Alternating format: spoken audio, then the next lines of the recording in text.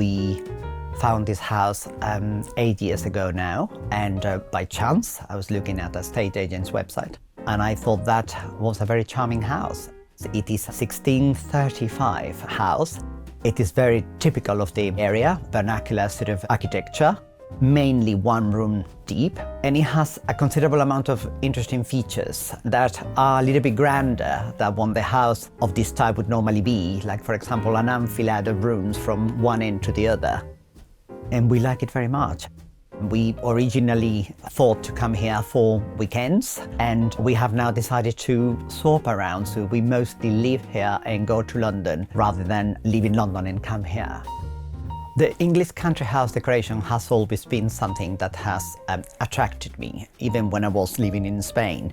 When I came to this country, I started visiting National Trust properties and other private houses, and that sort of ignited my love for this type of decoration. And that is one of the reasons why I wanted to move into interior design, because I love the look, I love the eclecticism, I love the sort of mixing, I love all those sort of things that make the English country house special. I like the house in different seasons.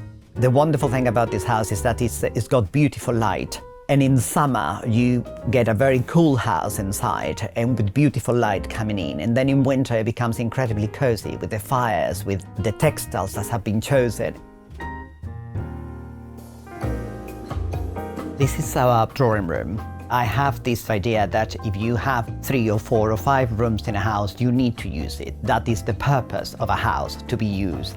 And we have drinks here, we entertain, we listen to music, we stay by the fire.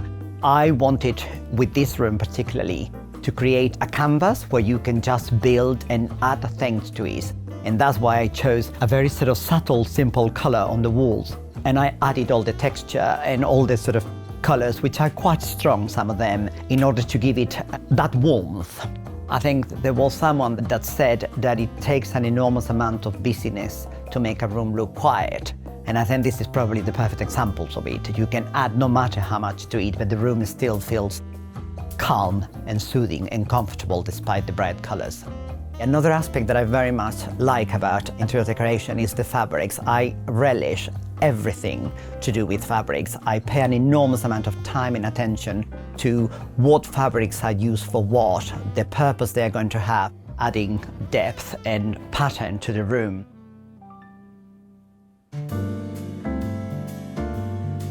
So we are in what we call our library, and it is a very, very small room, but it is incredibly comfortable. It is also a very awkward room because it's relatively narrow. It works very well for us, and it is very comfortable and cozy. We call it our granny flat because it's effectively the part that we live in winter when we don't have guests. This is a room to relax, and for example, these 2 armchairs, which are Victorian, are covered in loose covers, plain and white cotton loose covers. Because we have dogs and they do jump on furniture just as we do ourselves, they can be just put in the washing machine, and it's incredibly practical. So that's the main feature of the room. Useful, practical, and comfortable. This house can be quite chilly in winter, so we decided to install a fireplace. And we thought it was a very wonderful thing to involve some local artists. So one of the local artists is a ceramicist, and we commissioned him to produce a set of tiles which are made in exactly the same way as they were made in the 16th and 17th century. Each one of them has been individually painted with things that mean something to us, from our dogs or to the gate of the castle just down the road.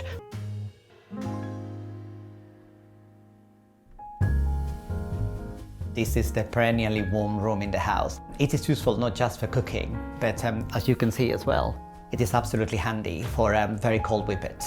When I design this kitchen, and what I tend to do when I design kitchens, I tend to play with colors. So we can actually make a differentiation between different parts of the kitchen, and it doesn't feel so monotonally like a big block of color. Proportions are key when designing a room. And this little dresser is one of the very examples. It is a Welsh canopy dresser. And this part of the house is what I call the cottage rooms. The ceilings are much lower. The important aspect of this dresser is that it's very low, and therefore it has to be a little bit narrower. Another thing that I'm very much into is Staffordshire pottery, 19th century. These particular hens, which are really bold and they have the face of a perpetually surprised hen. And these wonderful Prince of Wales, which I adore the colours in particular. For me, they are absolutely essential for an English country look. Another thing that I'm very much into collecting is mochaware, 18th and 19th century mochaware. They were used to serve pints in pubs, effectively. Originally, I started sort of gathering them on eBay, and they were very, very easy to find. These days, they are ridiculously expensive, so I think I have to move to a different type of pursuit.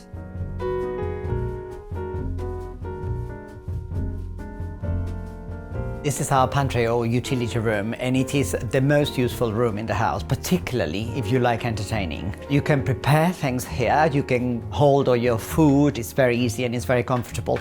But the reason why it's incredibly useful is because once you have had dinner, you dump everything here and you don't worry about it until the following day in the morning, which is really wonderful. It is an incredibly useful room. All the shelves are exposed.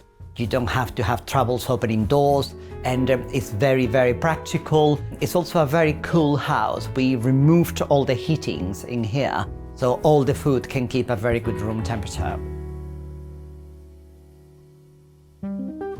We decided to use the rooms in a different way. For example, the dining room previously was used as a sitting room, and I decided to make it back into a dining room because it makes sense. It was closer to the kitchen, etc. And this, together with the hall, is probably one of the two rooms in the house where I try to keep a little bit more truthful to the building itself. I don't necessarily believe that you have to decorate 100% accurate with regard to the building, because it can end up being a bit like a museum. These decorations in here, they are a little bit more sort of truthful to the essence of the house. The furniture is more of the period.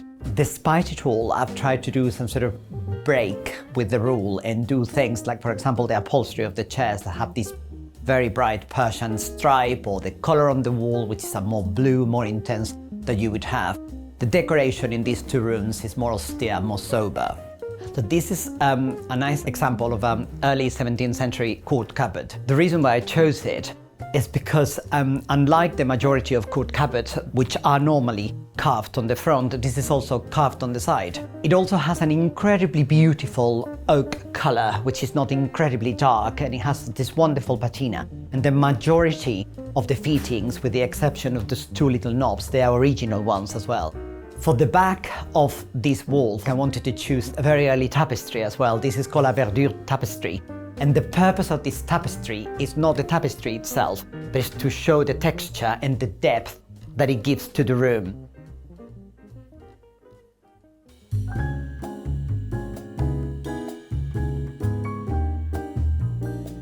I wanted the bedroom to look distinctively old-fashioned and very comfortable, so I decided to go for a four-poster bed. This particularly four-poster bed, or the two posts, are Gilles of Lancashire, and they are 18th century. We had the bed built around it. The hangings for the bed are made on the outside of 19th century French chintz in linen, and the inside of that is a glazed cotton. The fabrics are bought somewhere in London, I believe, but the bed has and the dressings have been all made locally. For this bedroom, I wanted a particularly calm color pattern, and I decided to go for probably an unusual color for a male bedroom, which is this very soft pink walls on the side.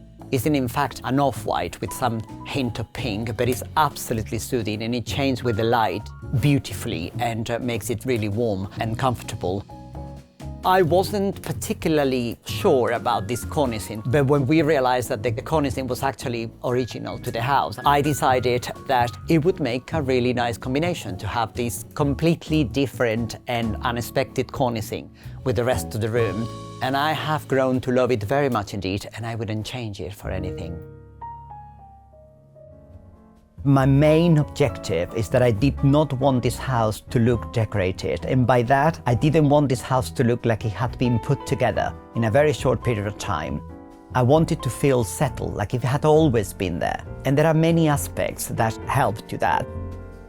It is also full of plenty of things that mean something to me or to my husband, and that is crucial as well. And no matter where you are looking at in this house, there is always something that brings some memories, whether it's a trip where we bought a painting, It is always crucial to look around and to feel that every item you have some degree of relation with it.